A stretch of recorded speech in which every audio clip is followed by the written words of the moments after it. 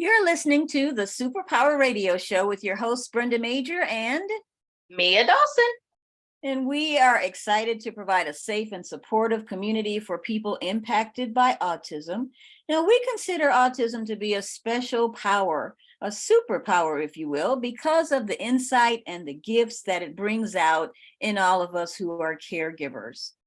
We are not trained clinicians nor diagnosticians. We have no degrees in autism nor the spectrum.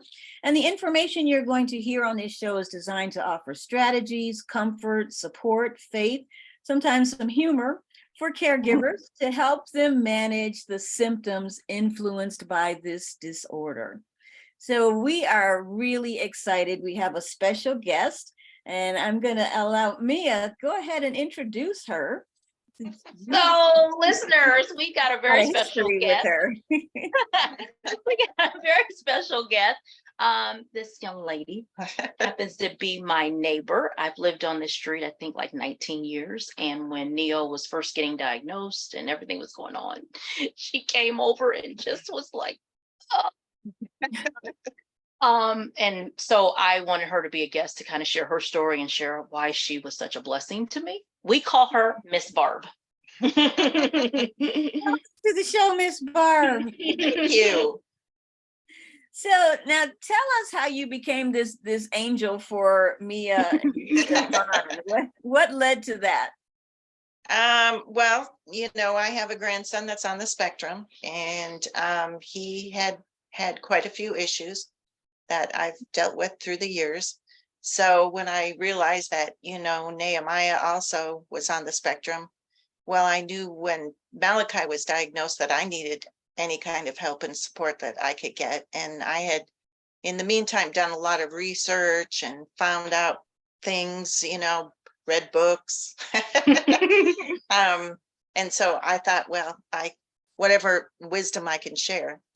Plus, it helps to know you're not alone. You're not the only one, because, a lot of times you feel like, when Malachi was diagnosed, we had no idea. It was like, I don't know anyone, like this. So I don't know what to do.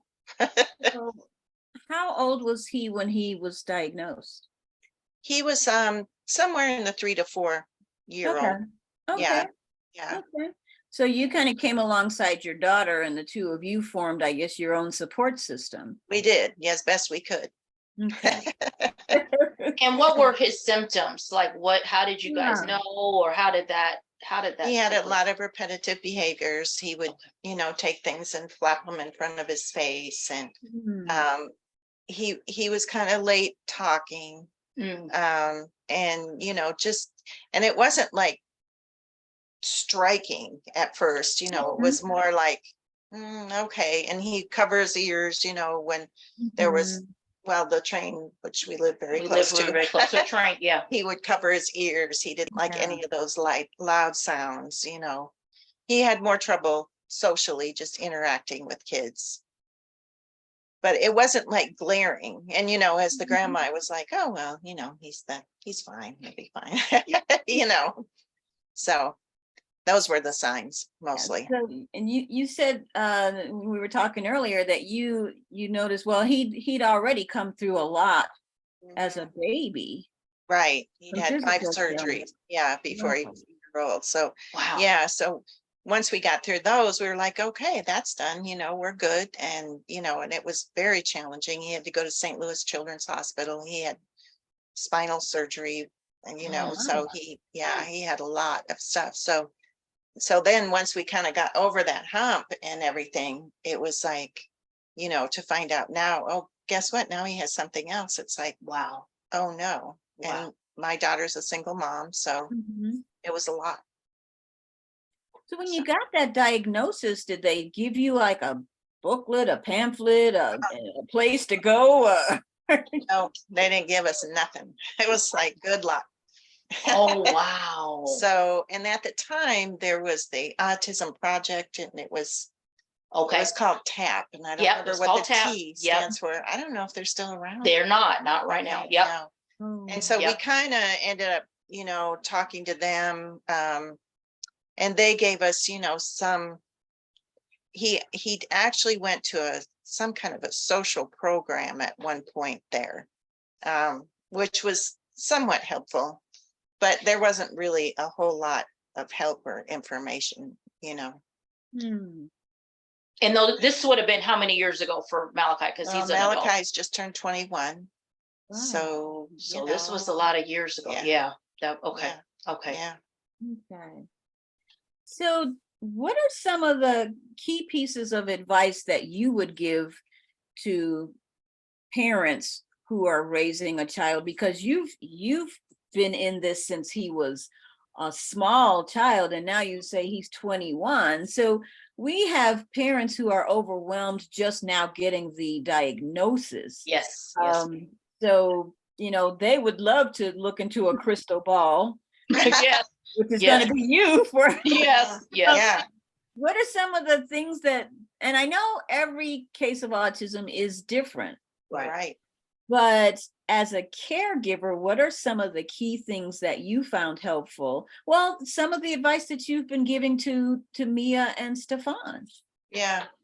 Well, I think, to find people who will be supportive to you, and, it's kind of an old cliche, but, the whole one day at a time type thing, because,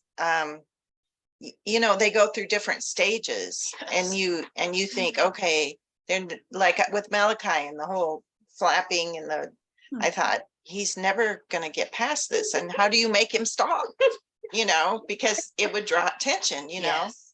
But eventually he moved on and he quit doing that, and so, really just being supportive and, the Autism Project did help us some because there were other parents dealing with things, and some of their kids were more affected than Malachi. Some of them were less, but it was, that was helpful just to know that you weren't totally alone. Okay. So now you've been living across the street from the Dawsons. So at what point did you notice Neo, and how did you come to, because most, a lot of neighbors would just go, oh, okay, I don't know. So, I'll pray for them.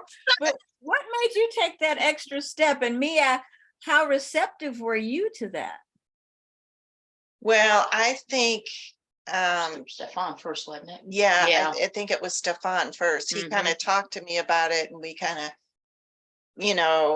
he asked me about Malachi, and then I think when we were talking at church one time, he asked me about Malachi, and I said, well, Malachi was on the spectrum too. And Stefan was like, he was. Yeah.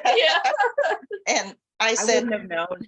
Yeah, we wouldn't have known. I said, yeah. And he goes, really? And I'm like, yeah. And so we started talking, and I kind of started sharing, some of the issues we'd been through and had, and yeah. And so, I thought, well, I'm right here and I'm right across the street. There must be a reason. I should probably just go over there and talk to him. And I had lots of books.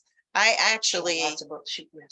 I worked for a doctor at the Springfield Clinic, and he has a son who's on the autism spectrum.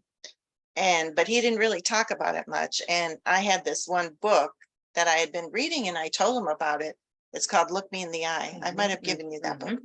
And I gave it to him. I said, you should read this. It's really interesting, and it might help you with your son. And he said, okay. Well, he read it, and he came in, weeks later, and he gave me the book back. He goes, yeah. He said, that's a really good book. He said, I'm pretty sure that I'm on the autism spectrum. And I said, the doctor? Wow. And I said, I'm pretty sure you are too. I worked for him for a lot of years. So we kind of had a good relationship, and he was very literal, didn't sugarcoat anything. Sometimes the patients were like, oh, ooh. But the social skills and the tasks, right? Yeah, the lack of doctor. Oh my! He was an excellent doctor, but bedside manner not that much.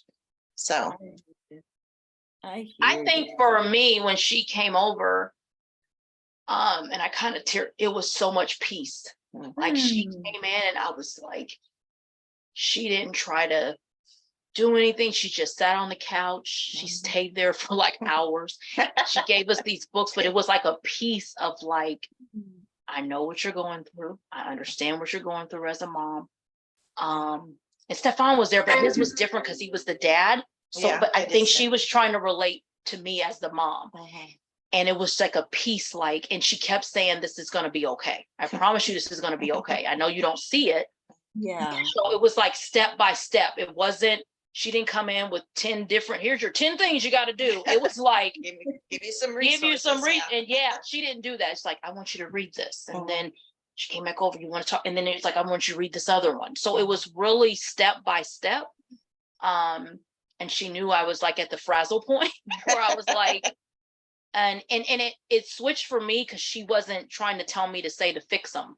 It was almost like, let's get you calm and get some peace, and then this other stuff is going to work out. Move on. We're going to move on. And that's how she came to me. That's why it was so, yeah. Wow. Yeah.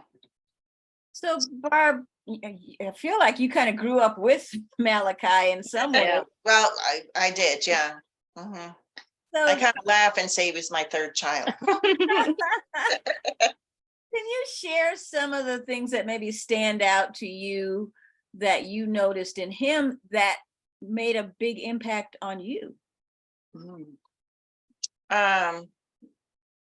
Well, yeah, there's a lot actually. Malachi, he has no judgment. You know, he doesn't, he's not a judger. He doesn't judge people. Sometimes I would say, well, you know, I remember going to McDonald's with him specifically, and, you know, the person on the, you know, the drive up, she wasn't very nice, you know, and then we got our food and that person wasn't very nice either. And I said to him, well, she wasn't very friendly. And he said, well, Grandma, she's probably having a bad day. Oh, and that is kind of his MO. Wow. That's how he is. And, Wow. you know, it's kind of Maybe crazy. his superpower to always see the bright side of things. I mean, Wow. always, you know. Yeah. So, yeah, things like that he just, yeah. And so, you know, it makes you more aware, like, I oftentimes say to people, Malachi is a much better person than I am, because he's just very positive, and he doesn't, you know, he doesn't judge people, you know, he just accepts them for who they are. You know, I wish I could be that. Have there been times when you found it challenging, as you know, because people can be very cruel? Yeah. Have you had any of those experiences where you've just been places with him and you, I don't know, if you just wanted to, you know, stare people down, or you know, back away from my kid, or what are you looking at? Or yeah, I think my daughter had more of those times, and you know, where he'd have a meltdown in the grocery store or something, you know. So, and she, you know, because of that, she's hyper vigilant about that kind of thing with people. You know, she's like, why do people have to stare, you know? And so she's, you know, she's very conscientious about that when she's out and about. But I think the hardest part with Malachi is, you know, when he would have situations at preschool and even in the early grades of grade school, you know, where they would call and you have to come get him, you know, he's out of control and he won't listen, and he's, you know, at one point, I don't remember what grade he was in, because it was very depending on the teacher and how understanding she was and conscientious, and if she really cared about whether or not he was doing well, really affected, you know. And so at one point he had an aide in school, it was in grade school, and he got so angry that he picked up a little wooden chair and threw it, you know, which, you know, so of course they called, you need to come get him. And, you know, I mean, it would things, and then you'd ask him, Malachi, what happened? Why did you do that? I don't know, you know, because it would just happen so fast and he would just react, you know. But if he was given some space and a little time to calm down, and he'd be fine. But not everybody was understanding about that. So, well, you know, and that's so interesting as you were telling us that story, because I work at a community center with Stefan, Mia's husband, and my first experience working there teaching GED, a chair flew across the room, and this kid did not have autism. Just saying. He had anger issues. So it can happen. It can happen. Yeah. And I couldn't say, hey, come get him, because he grown. You just had to deal with it. Had to deal with it, yeah. Had to deal with it. So God bless these teachers. Yeah, definitely. Absolutely. So we do know that there are some parents who are thinking, okay, I don't think I can even deal with this until this kid is 10, let alone through adulthood. Who would you say, even in the school system, really kind of encouraged you and your daughter to just hang in there and keep going, or what other influences really helped you hold it together? Well, it's interesting you asked that, because when Malachi gave his testimony this past Sunday, there's a lady that goes to our church, and she worked in a daycare when Malachi was at the daycare. Her name is Miss Bird, and it was a daycare. We got lots of calls to come get him, and she recently shared with me, which was so sweet, that she said that when she was at the daycare with Malachi, she had created a safe space underneath her desk with a pillow. And so when she saw him get, overly agitated, or she could see he was having a hard time, she'd say, Malachi, just come down here and sit underneath my desk, which I did not know until I connected with her again at church. And so and so she was telling me that this was probably a couple months ago, and I said, really? And she said, yeah. She said, because I always knew he was something special, and he needed to calm down.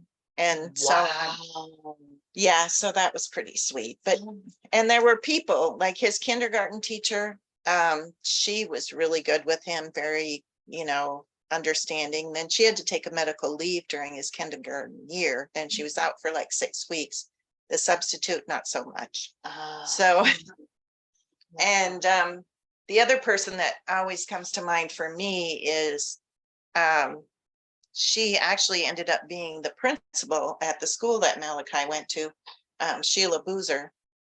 Yes, I know who that is. Yeah, and she's risen the ranks now. And she just loved Malachi, and he would get into trouble at Blackhawk, and they would send him to the office, and she would just let him sit in her office and do his work and just chill out until he felt better and could go back to class. At one point, I remember she told me she had to go to a meeting, and she just took Malachi with her and let him but I mean, there's people like that. He had a wonderful speech teacher, because he had trouble with some of this. His S's, he did this weird thing with his S's. I don't even know how he did it. And the speech teacher there, she was great with him too. So yeah, there were, people along the way. When he was at Southeast, he didn't like to eat in the cafeteria because it was too loud. So loud, I bet. And the secretaries would let him come into the office and eat his lunch in there. Wow. So it sounds like you've had angels kind of stationed around. Yeah. It was great. So well, tell us a little bit about the times when you've had to advocate for him, particularly in the schools, if you just felt that, things weren't going quite right, and you and your daughter may have needed to come in and, have a talk. Yeah, well, we had several IEP meetings, and some of them were not fun, or, and we actually hired an advocate at one time when he was in grade school, and ended up getting him an aide. However, I had no idea that when you got an aide, I thought the aide was like trained and knew what was going on, and they are not. They are absolutely not. No, they're not. They have no idea. They have no idea what they're dealing with, or how, they're not educated or really even informed. No, they have no idea. So that was not terribly helpful. But yeah, so, And then by the time, I remember my daughter and I being kind of freaked out when he went into middle school, because it's like, oh my gosh, he's going to have to change classes and have a locker combination. And it's like, how is he going to manage all this? Well, it turned out really to be more of a blessing, because he had different teachers. And so if one was crappy and he couldn't get along, in the next hour, he might have a good one. So the changing was actually better for him. Oh, okay. And that's odd, because we always hear that they're not, kids on the spectrum are not good with change. Yeah. So that was, wow. That was good. That was better for him. Okay. He could, and you got to get up and walk around in between classes and stuff. So yeah, he did pretty well in middle school. Grade school was actually his hardest. Great. Wow. Wow. Okay. Depending on the teacher he got. In terms of, making friends with other kids, were there issues, challenges there? Yeah, he was not, he made friends, but he was not terribly social. He had like a handful of friends. Okay. But the other thing about Malachi is, I don't really think that bothered him that much. Oh, it was like, if he had a friend, that was fine. It just didn't, it's not like he had to have a group to hang out with. He didn't really need that. That was not important to him. And once he got to high school, he went to Capital Area Career Center. And what is that for our listeners? What is that? That's you can learn a trade. Okay. And there's multiple trades you can learn. And so half of his day would be, he'd go to school in the morning, then he'd take a bus out to Capital Area Career Center. And he took HVAC. And he's very mechanically minded, and he would rather use his hands and do things than read things. And so so he really excelled. He was actually student of the month a couple of times out there, because he just did so well. Okay, that, and that's a great tip for parents for any parent really, but particularly for parents of super kids, is to really observe and find what they gravitate toward, what they really enjoy. And it sounds like he's turning it into his career. Yeah. So he's and he's always gotten along better with adults than he does with his peers. That's shocking. Yeah, he always got along better. He'd be Mr. Kime, who was his teacher at CACC. They got to be best buddies. Wow. So yeah, it was a godsend for Malachi. So and he got to be friends with all the bus drivers. That's awesome. That is awesome. Do you have a story, maybe an unforgettable moment? I have lots of those.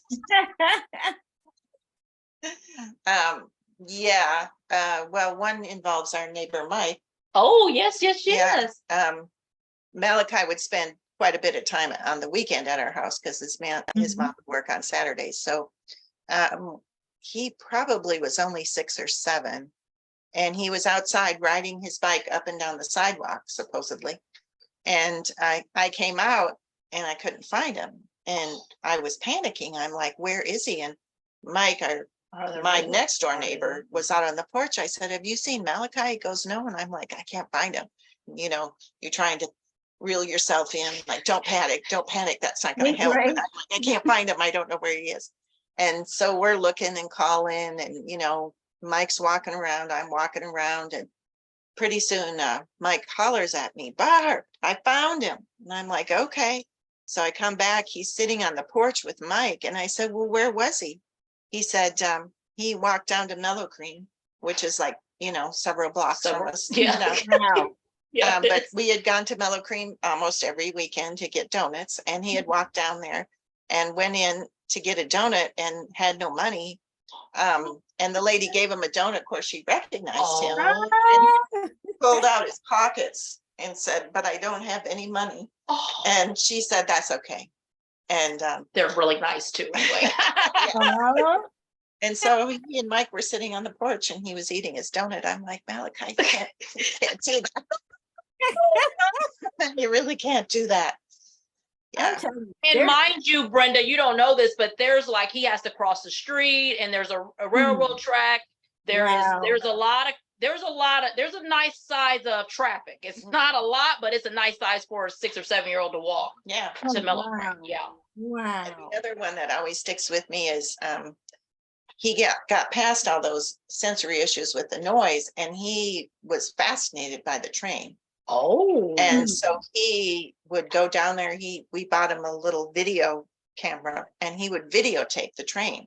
Oh. And he was really, really into it. And they used to at Washington Park, they used to have a model train club.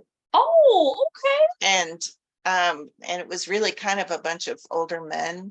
And I didn't know that, but when I found out about it, because Malachi also, we bought him model trains because he loved that too, and watch them go around. You know? He'd make these elaborate tracks, and so he would go down there and he would videotape them, and he knew everything about the train. That's a DP 2020. I mean, I'm like, my goodness. It's like if he was interested in something, he would find out everything, and he would remember everything. Yes. Yes. So my husband and I decided, well, it'd be fun to take him on the Amtrak, so he could actually be on a train, and so we took him to St. Louis on the train, and we got on the train, and the conductor was walking along, and he stopped and he looked at Malachi and he said, "Hey, buddy, it's nice to see you finally on the train," because he had seen him out there videotaping. Oh, wow. Making the videos all the time. That is cool. Oh, wow. So, Barb, we've got a lot more to ask you, and we're going to. Yes, we are. She is going to be back with us, but for now, we are out of time. So, listeners, we appreciate your time and attention. You have been listening to the Superpower Radio Show with your host, Brenda Major, and Mia Dawson, and our guest, Barb Nagel. And she's going to be back with us in our next episode. So as always, you can catch us on your morning drive. Central is where we are, and we're airing at 9 a.m. on Mondays. So that means 7 a.m. if you're on the West Coast, 8 o'clock Mountain Time. And of course, if you're on the East Coast, then you're catching us at 10 o'clock. So just catch us when you can. We'll be back soon. Bye-bye, guys. Bye.